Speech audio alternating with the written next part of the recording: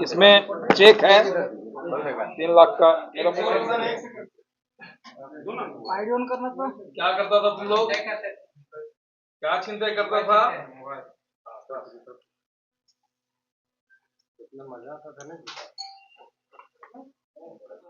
देखिए, हाल के दिनों में जैसा कि आप जानते हैं कि रांची शहर में अचानक से छिनताई का घटना जो है वो बढ़ गई थी। तत्काल हम लोग इस पर ध्यान देना शुरू किए।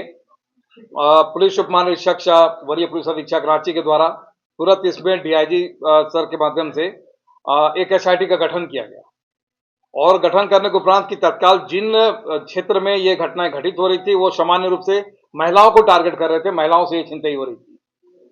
इसी आलोक में दिनांक 8 तारीख को एनआईए चौक के पास में एक महिला को टेम्पू से छिनताई किया गया था। मोबाइल छिनताई के क्रम में महिला टेम्पू से गिरी थी और वो घायल हो गई थी। साथ ही साथ सैटेलाइट चौक से एक दंपत्ति जो स्कूटी से जा रहे थे उनके बैग को छीना गया था, जिस बैग में भरे हुए चेक जो हैं वो थे, साथ साथ उनके मोबाइल थे, घर की चाबियां थी, वो सभी इनके द्वारा छिनताई किया गया। पुनः फिर एक लड़की के द्वारा जो है वो छिनताई किया गया। इसके अलावा डिप्टी पुल के पास में डोरंडा क्षेत्र में 3 अन्य छिनताई किया गया। इसके अलावा ये लोग का जब आपराधिक इतिहास हम लोग ने खंगाला है तो ये एक जो है शातिर छिनताई गिरोह है, जो कि जिसमें एक बाबला अंसारी जो कि पुंदाग के रहने वाले हैं, दूसरा एक इमरोज अंसारी है और एक परवेज अंसारी है। बाबला अंसारी और परवेज अंसारी के पास में के ऊपर कुल मिला के 25 कांड दर्ज हैं। ये जेल जा चुके हैं, शातिर अपराधी हैं। इनका मुख्य काम जो है मोबाइल की छिनताई है।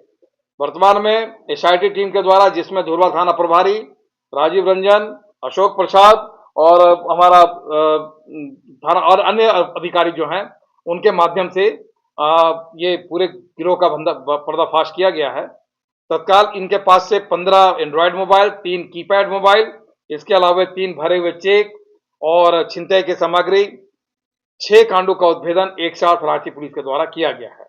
इस टीम को रांची पुलिस के द्वारा जो है पुरस्कृत किया जाएगा और अब इतना अवश्य है कि जगन्नाथपुर क्षेत्र में जो इनके द्वारा छिनताई किया जाता था उन घटनाओं को हम लोग रोक लगाने में सक्षम। देखिए, अभी इनसे गड़ाई से जब पूछताछ किया गया है तो ये लोग का खास करके कुछ एरिया इन्होंने डिफाइन किया है, उसी एरिया में इनके द्वारा जो है घटनाक्रम को अंजाम दिया जाता था। दूसरे एरिया वाले और दूसरे एरिया के जो लोग हैं, जिनके अन्य लोग जो छिनते हैं, उनका भी नाम अब आ गया, उन पर रेड किया जा रहा है, उनकी भी गिरफ्तारी शीघ्र किया जाएगा। स्पष्ट है कि इसमें से 2 मुख्य गिरोह का चिन्हितीकरण हो गया है और उस पर हम लोग कार्रवाई करने जा रहे हैं। ये लोग मोबाइल के साथ और भी कुछ छिनताई करते थे? देखिए, अभी हम लोग जब इनका बैग और पर्स जो है वो लेके भागते थे और उसमें जो भी बहुमूल्य चीज है वो उनके साथ चले जाते थे।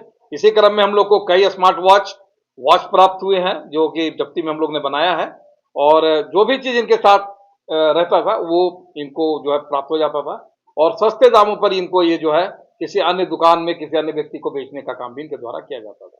इनके पास से 200 पल्सर बाइक जो है वो बरामद हुआ है और अभी हम लोग और भी इस पे पूछताछ कर रहे हैं और हम लोग अब इसको न्यायिक हिरासत में भेजने का भी काम कर रहे हैं। इसी तरह कोई हथियार भी था?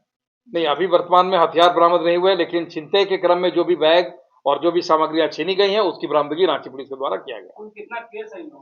अभी 25 केस तो सिर्फ 2 व्यक्तियों पर हैं।